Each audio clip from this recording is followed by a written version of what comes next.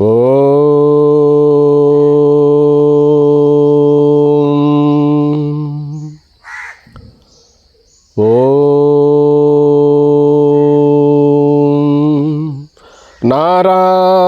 సమారంభాం వ్యాసశంకర మధ్యమాం అస్మదాచార్య పర్యంతాం వందే గురు పరంపరాం. శృతిస్మృతిపురాణానాం ఆలయం కరుణాలయం నమామి భగవత్పాదశంకరం లోకశంకరం. శంకరం శంకరాచార్యం కేశవం బాదరాయణం సూత్రభాష్యకృతౌ వందే భగవంతౌ పునః పునః. దివ్యాత్మస్వరూపులైన ప్రియ ఆత్మ బంధువులారా, మనం కొంతకాలంగా ఈ ఆధ్యాత్మిక ప్రవచనములను జరుపుకుంటున్నాము. ఇందులో భాగంగా ఈరోజు మన ప్రస్తావన ధ్యానయోగమనగా ఏమి? హఠయోగ ధ్యానమా లేక జ్ఞానయోగములో చెప్పిన ధ్యానమా లేక స్వస్వరూపానుసంధానమా? వీటికి ఉన్నటువంటి ఈ స్వస్వరూపానికి ధ్యానయోగానికి ఉన్న వ్యత్యాసం ఏమిటి అన్నటువంటి అంశములపైన ఈనాడు మనం ప్రస్తావన చేసుకుందాం. బృహదారణ్యకోపనిషత్తులో యాజ్ఞవల్క్య మహర్షి తన పత్ని అయినటువంటి మైత్రేయికి ఇలా చెప్తాడు: ఓ మైత్రేయి, ఆత్మావారే ద్రష్టవ్యః శ్రోతవ్యో మంతవ్యో నిధిధ్యాసితవ్యః. ఓ మైత్రేయి, ఆత్మనే చూడవలెను, ఆత్మనే మననం చేయవలెను, ఆత్మనే ధ్యానించవలెను అనేటువంటి ఈ యొక్క శ్లోకం మననీయమైనటువంటిది. నేడు సమాజంలో ఏ మహనీయుడిని చూసినప్పటికీ కూడా ధ్యాన భంగిమలోనే మనకు కనపడతాడు. మనందరికీ కూడా ఎక్కువగా ప్రచారంలో ఉన్నది ధ్యానయోగమే. అయితే ఈ ధ్యానము ఏ ధ్యానము? హఠయోగ ధ్యానమా, లేదు ఆత్మానాత్మ విచారణ చేసుకొని చివరకు మిగిలినటువంటి సారాంశాన్ని ధ్యానించడమా అన్నటువంటి అంశములపైన ఈనాడు మనం ప్రస్తావన చేసుకుందాం. కఠోపనిషత్తులో యమధర్మరాజు నచికేతునికి బోధ చేసినప్పుడు అధ్యాత్మ యోగము అన్నాడు ధ్యానాన్ని. బృహదారణ్యకోపనిషత్తులో యాజ్ఞవల్క్య మహర్షి నిధిధ్యాసన అన్నాడు ధ్యానయోగాన్ని. ఇక్కడ శ్రీకృష్ణ పరమాత్మ భగవద్గీతలో 6వ అధ్యాయములో ఆత్మ సంయమన యోగములో ధ్యానయోగం చెప్పారు. అదేవిధంగా హఠయోగములో కూడా ఈ ధ్యానయోగాన్ని చెప్పడము మనం అందరము విని ఉన్నాము. అదేవిధంగా పతంజలి మహర్షి కూడా ఈ ధ్యానయోగం అనే శబ్దాన్ని వాడారు. అసలు నిజంగా ధ్యానం అంటే ఏమిటి అన్నటువంటి అంశం పైన ఈనాడు మనకు తెలిసినంతలో ప్రస్తావన చేసుకుందాం. హఠయోగం ప్రకారం అయితే ధ్యానయోగానికి ఉపాసన అని చెప్పడం జరిగినది. ఉపాసన అంటే ఏమిటి అంటే, నాకంటే పరమాత్మ వేరుగా ఉండాడు అని చెప్పి పదే పదే పదే పదే పదే మననం చేయడం. అంటే సూక్ష్మంగా మనసులో ఒక వృత్తి ఉంటుంది, మనోభావన ఉంటుంది. అది పదే పదే పదే మననం చేసి ఉప్పు కల్లును నీళ్లలో వేస్తే కరిగి ఎట్లయితే జలస్వరూపం అవుతుందో తద్విధముగా ఈ జీవాత్మను పరమాత్మతో ఐక్యానుసంధానము చేయాలి అంటారు యోగులు. ఆ ఐక్యానుసంధానం చేసేటందుకు మనసు ప్రతిబంధకాన్ని కలిగిస్తుంది. ఆ మనసు ప్రతిబంధకాన్ని కలిగించేదానికి ఇంక దాన్ని అదుపు చేయాలి మనసునంటే ఏకైకమైన ఉపాయము వాళ్ళు చెప్పే యోగులు చెప్పే పద్ధతి ఏంటంటే ప్రాణాయామం.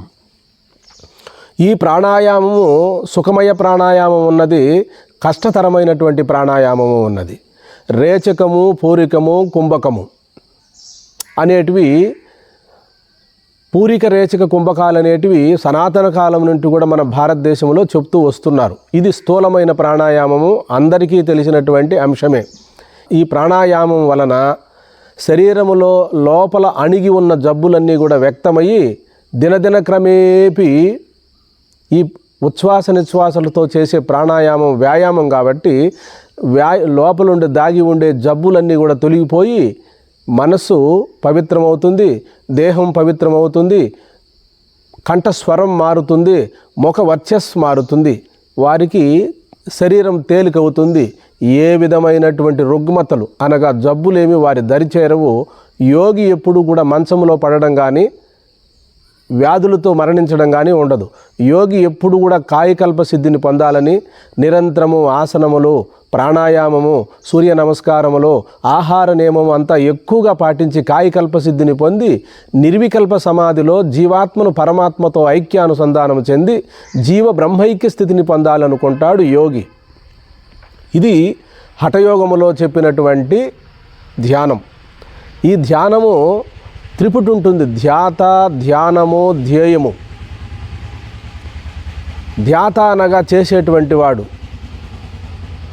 ధ్యానము అనగా మధ్యలో క్రియ, ధ్యానము పరమాత్మను పొందాలనేటువంటి ధ్యేయాన్నే ఇక్కడ ధ్యేయము అన్నారు. ఇక్కడ అది ఈ మూడు ఉంటుంది.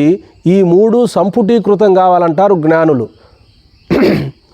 ఈ మూడు త్రిపుటి రహితం కావాలంటాడు మన యోగ సాధన చేసేటువంటి వాళ్ళంతా కూడా.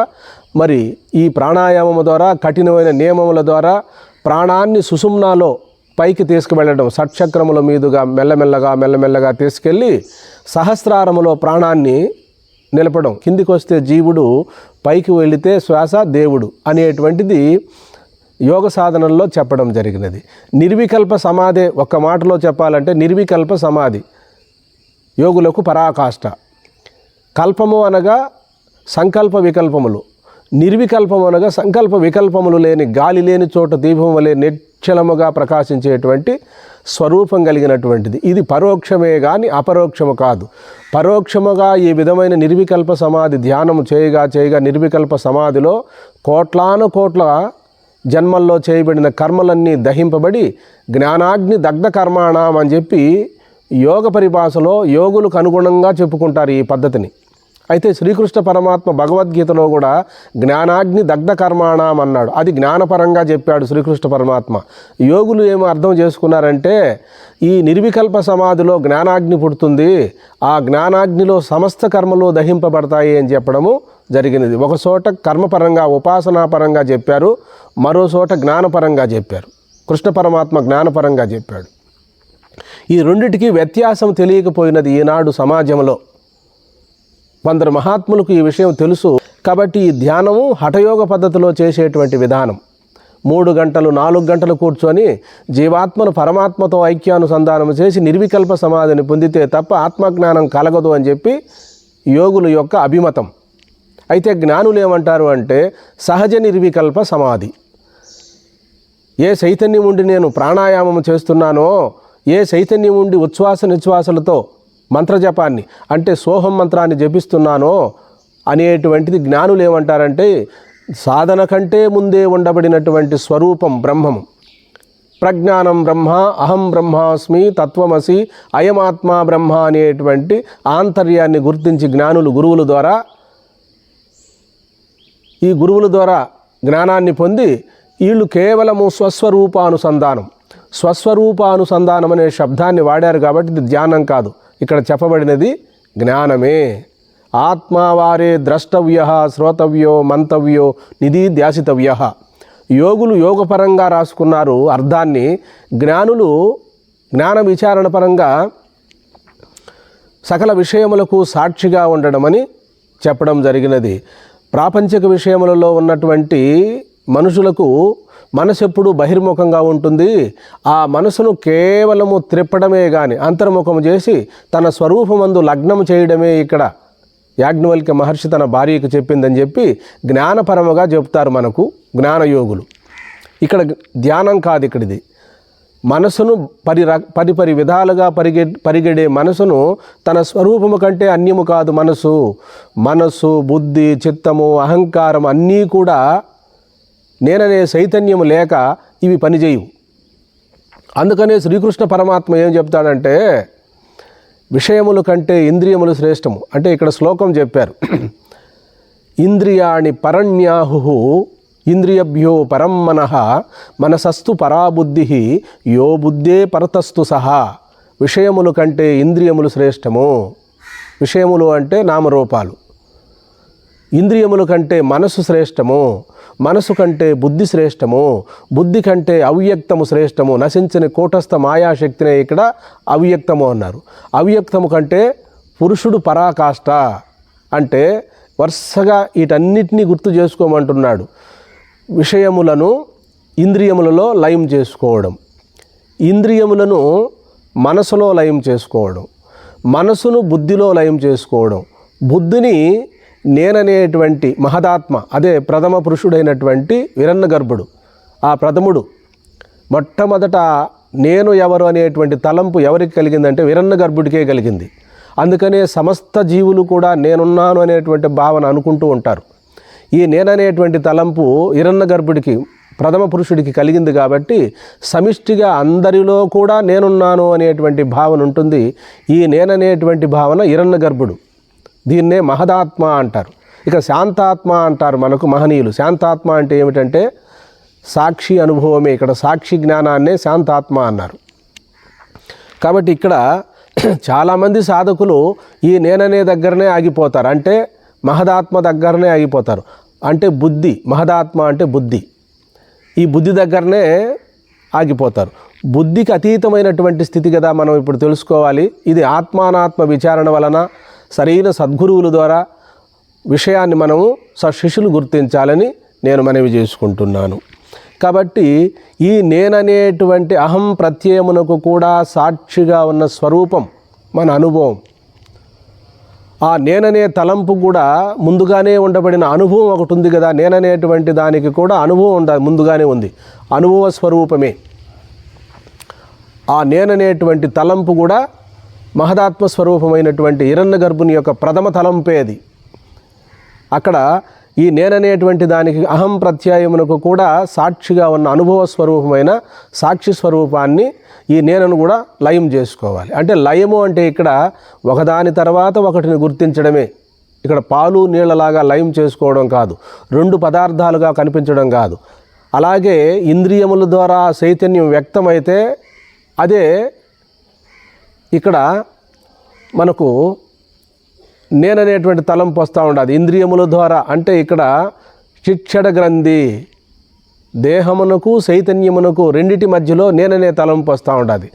ఎలా వస్తుంది అంటే మన పూర్వీకులైన మహాత్ములు చెప్పారు, పసుపు సున్నము కలిస్తే పారాణి ఎట్లా తయారైందో ఆ విధముగా జడమైన శరీరము చైతన్యము రెండూ కలవడం వల్ల నేననేటువంటి తలంపు పుట్టినది. వాస్తవంగా నేననేటువంటి తలంపు ఆత్మ యందు లేదు. ఆత్మ నిరాకారము కదా, ఆత్మ నిర్గుణము కదా. ఆత్మలో ఏ విధమైన తలంపులు కానీ నామములు కానీ రూపములు కానీ ఏ విధమైనవి లేవు. అందుకని ఈ నేననేటువంటి తలంపు కూడా ఒక వృత్తియే, అంతఃకరణ వృత్తి. ఆ వృత్తికి కూడా అనుభవం అనేటువంటిది ప్రధానము. ఆ అనుభవముగా మిగిలిపోవడమే. జాగ్రత్త యందు కూడా ఆ అనుభవం అలాగే ఉన్నది, స్వప్నమునందు కూడా ఆ అనుభవం అలాగే ఉన్నది, సుషుప్తిలో కూడా అనుభవం అలాగే ఉన్నది. అందుకని జాగ్రత్తలో మనం కొన్ని గుర్తులు గమనిస్తున్నాము, జాగ్రత్తలో నామరూపాలను చూస్తున్నాం. అదే నామరూపాలు మనసులో సూక్ష్మమయ్యి వాసనారూపంగా స్వప్నంలో కనపడుతున్నాయి, స్వప్న ప్రపంచంగా చూస్తున్నాం. సుషుప్తిలోకి వెళ్ళేటప్పటికీ మనోబుద్ధులు పడిపోయి కేవలం అనుభవం మాత్రమే మిగిలిన్నది. అక్కడ తానుగా ఉన్నాడు. అదే నిజమైనటువంటి స్వానుభవము. ఆ అనుభవాన్ని జాగ్రత్తలో మనము లక్షించమంటారు మన గురువులు. ఈ విధముగా మనము జ్ఞానాన్ని సద్గురువుల ద్వారా ఆర్జించి తన నిత్య జీవితంలో ఏమి చేస్తున్నా ఏమి మాట్లాడుతున్నా కేవలము అనుభవ రూపుడై మిగిలిపోవడమే ఇందులో ఉన్న పరమార్థం. కాబట్టి ఇది ధ్యానం అనిపించుకోదు. నిధిధ్యాసన అనగా సూక్ష్మంగా పరీక్షించడం. ఇక్కడ సూక్ష్మంగా మనసు నేను కాదు, ఇంద్రియాలు నేను కాదు, మనసు నేను కాదు, బుద్ధి నేను కాదు, ఇలా చెప్పుకుంటూ పైకి వెళ్ళిన తర్వాత నేననే దగ్గరికి వెళ్తాం. నా బుద్ధి, నా మనసు, నాకు ఇంద్రియాలు, నా కన్ను పనిచేయలేదనేటివన్నీ కూడా తన కిందనే ఉన్నవి. చివరకు ఆ నేనును కూడా ఎక్కడ కలపాలంటే అనుభవంలో కలిపేయాలి, ఆ తానులో కలపాలి. ఇక్కడ అనుభవం అంటే తన స్వరూపం. తాను అంటే తత్వమసి మహావాక్యముల యొక్క అంతరార్థం. తత్వం అసి, తత్వమసి మహావాక్యము. ఇక్కడ తాను అంటే ఇక్కడ తత్వమే ఇక్కడ మనం గుర్తు చేసుకోవాల్సింది. కాబట్టి ఇక్కడ మనం ఏం గుర్తించాలి అంటే హఠయోగములో చెప్పిన ధ్యానం కాదు, లయయోగములో చెప్పిన ధ్యానం కాదు, మంత్రయోగములో చెప్పిన ధ్యానం కాదు. ఇవన్నీ కూడా పరిమిత సాధనలు, పరిమిత ధ్యానములే. నిరాకారముగా స్వస్వరూపానుసంధానములో మిగిలిపోవడమే. అది ధ్యానం కాదు, జ్ఞాననిష్ట. ఏమి చేస్తున్నా ఎలా ఉండినా కేవలము తన స్వరూపమైనటువంటి అనుభవానిలో మనము అనుభవాన్ని గుర్తిస్తూ ఉండడం, అనుభవముగా మిగిలిపోవడం. కాబట్టి ఇక్కడ ఈ యోగులు చెప్పిన ధ్యానం కానీ మంత్రయోగంలో చెప్పిన ధ్యానం కానీ కాదు, కేవలం ఆత్మస్వరూప చింతనం ధ్యానము అన్నాడు శంకరులు వారు. ఆత్మస్వరూప చింతనం అంటే ఆ పరమాత్మయే నేనయ్యున్నాను అని చెప్పి మొట్టమొదట అనుకొని ఆ తలంపును కూడా పడవేసి అనుభవ వేద్యమైనటువంటి అనుభవైక వేద్యం అంటే స్వయం ప్రకాశమైనటువంటి సిద్ధం బుద్ధం ముక్తం సర్వశక్తి సమన్వితమైనటువంటి ఆ స్వరూపాన్ని గ్రహించి ఆ సాక్షి మాత్రుడై మిగిలిపోవడమే ఇందులో ఉన్న పరమార్థము. ఇదే నిజమైనటువంటి సాక్షి అనుభవం అన్నాడే కానీ సాక్షి ధ్యానం కాదు. ఇక్కడ సాక్షి అభ్యాసం చేసుకోవాలి మనం. ఎలా అంటే దృక్కు దృశ్యము. దృక్కనగా సాక్షి, దృశ్యమనగా మనకు కనపడే నామరూపాత్మకమైన ప్రపంచం.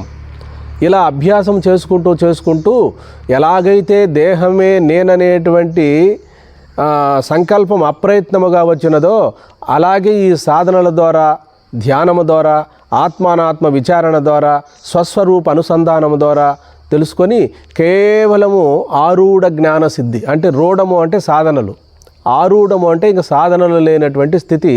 అప్రయత్నముగా నేను స్వరూపమై ఉన్నాను, ఆ పరిపూర్ణ బ్రహ్మమే నేనై ఉన్నాను, నేనే బ్రహ్మము, బ్రహ్మమయే నేననేటువంటి అనుభవానికి, స్వానుభవానికి రావాలి. కాబట్టి ఇది ఆరంభములో అందరికీ సాధ్యం కాదంటున్నారు జగద్గురు శంకరాచార్యులు వారు. అందుకే ఉత్తమ, మధ్యమ, మందమాధికారులని 3 భాగాలుగా సాధకులను విభజించడం జరిగినది. ఉత్తములుగా ఉండేటువంటి వారికి శ్రవణ మాత్రేనా జ్ఞానం అన్నారు. వాక్యార్థ జ్ఞాన సమకాల ఏవతు పర్యవసితో భవతి ముండకోపనిషత్తు భాష్యములో శంకరులు వారు ప్రతిపాదన చేశారు. ఈ విషయాలను మన ప్రవచనాల్లో అనేక మార్లు చెప్పుకుంటూ వస్తున్నాం. ఎందుకు అంటే వ్యవహారికములో అయితే చెప్పిన మాటే చెప్తే అది దోషం వస్తుంది, పునరుక్తి దోషం వస్తుంది. వేదాంతపరంగా చెప్పిన విషయాన్నే పలుమార్లు చెప్పడం వల్ల తత్వం దృఢపడుతుంది, పునరుక్తి దోషం ఉండదు. కాబట్టి ఆత్మధ్యానము అనగా ఏమిటంటే ఆత్మతో మమేకమవ్వడము, ఆత్మస్వరూప చింతనం ధ్యానం. ఇక మంత్రయోగములో వచ్చేటువంటి ధ్యానము షట్చక్రాలను కదిలించడము, సహస్రారానికి తీసుకువెళ్ళాలి అనేటువంటి ఆ షట్చక్రముల మీద మనసును తీసుకెళ్ళి మరి సహస్రారములో నిక్షిప్తం చేసి నిర్వికల్ప సమాధిని పొందడం అనేటువంటి ధ్యానం అనేది ఒకటి ధ్యానముగా పరిణతి చెంది చివరకు సమాధి స్థితిలోకి మిగిలిపోవడం. కాబట్టి ధ్యానము అనేటువంటిది హఠయోగపరంగా ఉన్నది, జ్ఞానయోగపరంగా ఉన్నది, లయయోగపరంగా ఉన్నది, మంత్రయోగపరంగా ఉన్నది. కాబట్టి వివేకపూర్వకమైనటువంటి ధ్యానం మనకు కావాలి. ఇక్కడ జగద్గురు శంకరాచార్యులు వారు ప్రస్థానత్రయ భాష్యములో బ్రహ్మసూత్రములు యందు చెప్పబడినది వస్తుతంత్రము, పురుషతంత్రము అంటే కర్తృతంత్రము. ధ్యానము అనేటువంటిది చేసేది కాదు, వస్తువు అనగా ఇక్కడ పరబ్రహ్మతత్వం. ఆ పరబ్రహ్మము తత్వము ఎలా ఉన్నదో అలా తన దృష్టిని మరలించి ఆ యొక్క సాక్షిమాత్రుడుగా మిగిలిపోవడమే వస్తుతంత్ర ధ్యానం. అగ్ని వేడిగా ఉన్నది అని చెప్తారు. ఇక 100 శృతులు అది చల్లగా ఉండాలి అని అంటే ఒప్పుకునేదానికి లేదు. మరి ఇక్కడ వస్తుతంత్రము అంటే కంటితో రూపాన్ని చూస్తారు, సర్వజనీనము సార్వత్రికము. అయితే చెవితో రూపాన్ని చూస్తారు అనేదానికి లేదు. కాబట్టి ఎవరేం చెప్పినా కూడా అది సమ్మతం కాదు. కాబట్టి రూపాన్ని నేత్రముతోనే చూస్తారు, ఇది ప్రమాణం. ఏ దేశం వాళ్ళైనా, స్త్రీలైనా, పురుషులైనా, బ్రాహ్మణులైనా, బ్రాహ్మణేతరులైనా మరి నేత్రముతోనే రూపాన్ని చూస్తారు, చెవితోనే శబ్దాన్ని వింటారు. కాబట్టి ఇది ప్రామాణికం.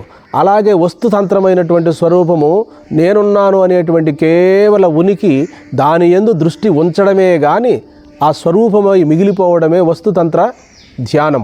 ఇక్కడ ధ్యానం అన్నారు, కాదు జ్ఞాననిష్ట. ధ్యానం అనిపించుకోదు. ఎప్పుడైతే మనం ధ్యానం చేస్తాం ఎందుకు? ఆత్మస్వరూపాన్ని తెలుసుకోవడం కొరకు, దర్శించడం కొరకు.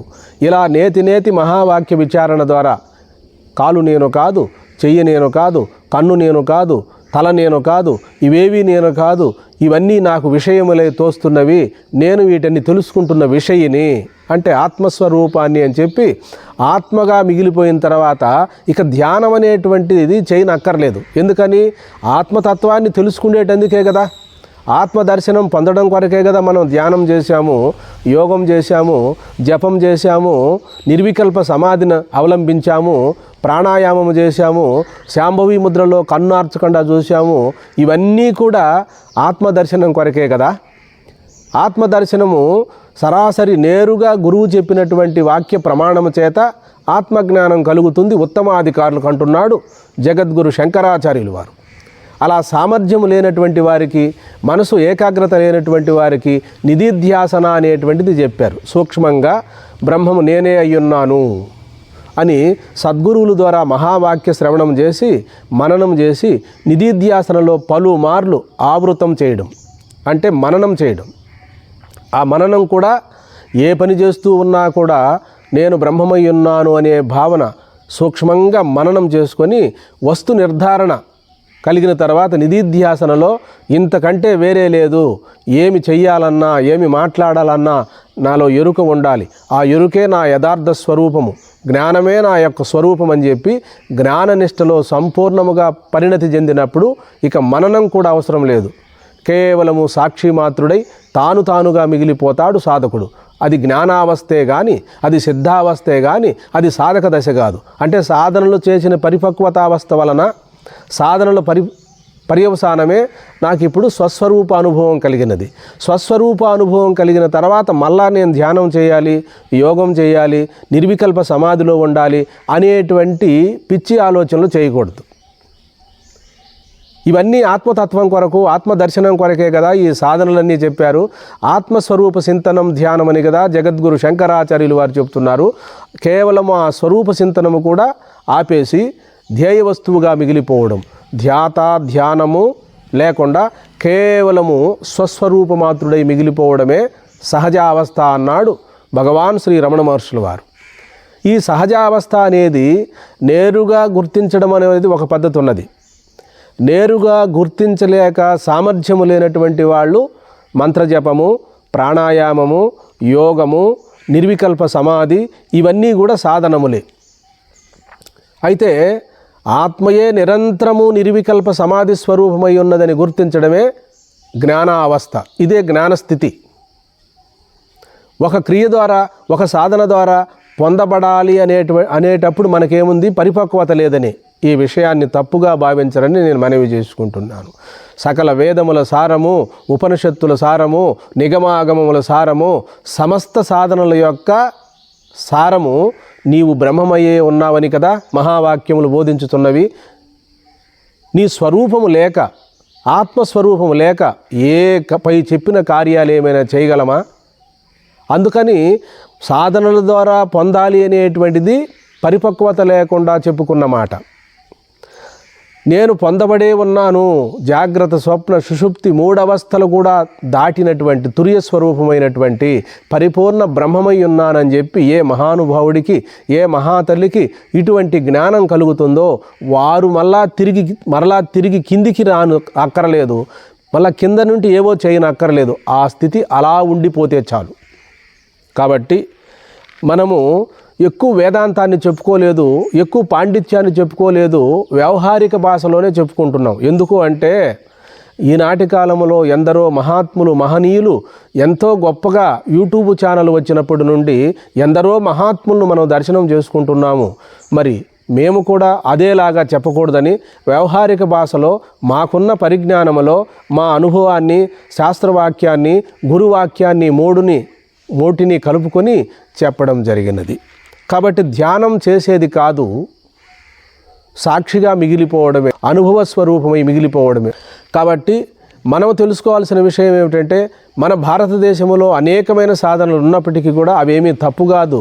అధికారి భేదాన్ని బట్టి కొందరు ధ్యానం చేస్తారు, కొందరు యోగం చేస్తారు, కొందరు పూజలు ఆచరిస్తారు, కొందరు మంత్రజపం చేస్తారు, కొందరు ప్రాణాయామం చేస్తారు, కొందరు శాంభవి ముద్రలో అలా దృష్టిని పైకి మరలించి ఊర్ధ్వముగా దృష్టి నిలుపుతారు. ఇవన్నీ కూడా మన భారతదేశంలో ఆశతూసి అడుగులు వేసి సమాజానికి చక్కటి సందేశము ఇచ్చారు మన పూర్వీకులైన మహాత్ములు. కాబట్టి అమాంతంగా నేను బ్రహ్మమై ఉన్నాను అనేటువంటి ప్రజ్ఞ అందరికీ ఉండదు. మనోమాలిన్యం అనేది ఉంటుంది. మనకు మనసు సంస్కరింపబడినప్పుడు మాత్రమే, మనోపరిపక్వత కలిగినప్పుడు మాత్రమే, గురువు బోధించినప్పుడు ఒకే వాక్యము ద్వారా ప్రజ్ఞానం బ్రహ్మ అని చెప్పగానే శిష్యులు వెంటనే శ్రవణ కాలంలోనే మననము జరిగిపోతుంది, మనన కాలంలోనే నిధిధ్యాసన జరిగిపోతుంది, కేవలము సాక్షి స్వరూపుడై మిగిలిపోతాడు. ఇది అందరి వల్ల కాదు, అందరి వల్ల కాదని చెప్పడానికి లేదు. గత జన్మలో ఎవరెవరు ఏ ఏ సాధనలు చేసున్నారో వారి యొక్క మనస్థితి వారికే గోచరిస్తూ ఉంటుంది. నాకు పూజ యందు మనసు ఎక్కువ వెళుతూ ఉన్నదా, నాకు ధ్యానము యందు మనసు ఎక్కువ వెళుతున్నదా, నాకు మంత్రజపం యందు మనసు ఎక్కువ వెళుతున్నదా, లేదు ప్రాణాయామం యందు మనసు వెళుతున్నదా అంటే, ఓహో ఇంతకుముందు ఆత్మజ్ఞాన విచారణలోకి నేను చేరుకోలేదు. ఆత్మజ్ఞాన విచారణలోకి చేరుకొని బ్రహ్మ సాక్షాత్కార జ్ఞానం కలిగి ఉన్నట్లయితే నేను ఇవన్నీ చేయనక్కర్లేదు. కాబట్టి నాలో ఏదో కొరత ఎలితి ఉన్నది, అందుకని ఈ జన్మలోనే నేను సద్గురు సేవ చేసుకొని మనసును పరిపక్వత చేసుకొని సకల శాస్త్రములకు సారమైనటువంటి అహం బ్రహ్మాస్మి తత్వమసి అనేటువంటి మహావాక్యముల యొక్క అంతరార్థాన్ని గుర్తించి బ్రహ్మమాత్రుడై మిగిలిపోతాను అని చెప్పి సంకల్పం చేసుకుంటాడు సాధకుడు. కాబట్టి ఇవేవీ కూడా తప్పేం కాదు. ఇవన్నీ కూడా ఈ సాధనలన్నీ ఆరితేరినప్పుడు మాత్రమే ఒక నిశ్చయాత్మక బుద్ధి ఏర్పడుతుంది. అందుకనే కాంచీపురంలో చంద్రశేఖరేంద్ర మహాస్వాములు వారు ఉండేవారు. ఆయన ధ్యానము చేయించాడు, యోగము చేశాడు, తపాలు ఆచరించాడు, చాతుర్మాస్య వ్రతాలన్నిటినూ ఆచరించి ఆత్మజ్ఞానం పొందేటందుకు ఈ పుణ్యకర్మలన్నీ కూడా మనోపరిపక్వతను కలిగిస్తాయి. మనోపరిపక్వత కలిగిన వారికి మాత్రమే ఆత్మజ్ఞానం లభ్యమవుతుంది, వారికే అర్హత ఉన్నదని కూడా చెప్పడం జరిగినది. అందుకనే మన మహనీయులు ప్రతి విషయాన్ని కూడా సూక్ష్మబుద్ధితో మనకు అందజేసి వాళ్ళు ఆచరించి సమాజానికి ప్రబోధించారు. కాబట్టి ప్రియాత్మ బంధువులారా, ఏ ఒక్కటి తప్పు అనకూడదు. వాటి సాధనల యొక్క పర్యవసానం ఆత్మజ్ఞానమే. ప్రతి సాధనకు పరమార్థం ఉన్నది. అయితే చిట్ట చివర జ్ఞానాధేవత్ కైవల్యం. మనం ధ్యానమే చేస్తామో, యోగమే చేస్తామో, మంత్రచింతనే చేస్తామో, భగవన్నామ స్మరణే చేస్తామో, ఆత్మజ్ఞానం కలగాలి. ఆత్మజ్ఞానం ఎలా కలగాలి అంటే జగద్గురు శంకరాచార్యులు వారు చెప్పినటువంటి బ్రహ్మాత్మైక్యత్వ విజ్ఞానం, స్వస్వరూపానుసంధానం, ఇదే ఏకైకమైనటువంటి జ్ఞానం అని బోధించడం జరిగినది. ప్రియాత్మ బంధువులారా, నేడు మన సమాజంలో ఒక్కొక్కరు ఒక్కొక్క సాధనను ఎంచుకుంటూ ఉన్నారు. ఈ విషయమేం తప్పు కాదు.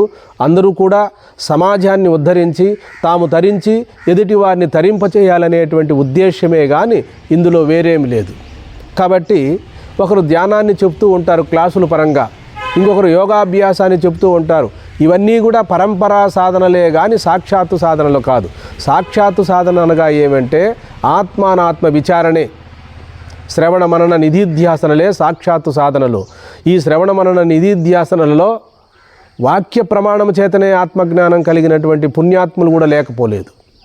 కాబట్టి మరి హఠయోగ పరంగా ధ్యానం చేసినా, లయయోగ పరంగా ధ్యానం చేసినా, మంత్రయోగ పరంగా ధ్యానం చేసినా ఈ ధ్యానములన్నీ పరిమిత ధ్యానములే కానీ అపరిమిత ధ్యానం కాదు. అపరిమిత ధ్యానం అనగానే ఏమంటే సహజావస్థ. ఇక్కడ సహజ ధ్యానం అనడానికి లేదు, సహజావస్థ. అప్రయత్న సహజ ధ్యానము అన్నాడు శంకరాచార్యులు వారు. అప్రయత్నముగా నేను ధ్యానస్వరూపంలోనే ఉన్నాననేటువంటి విషయాన్ని సంపూర్ణముగా మనము అనుభవానికి తెచ్చుకునేంత వరకు ఈ సాధనలు చేయాలి. హరి ఓం.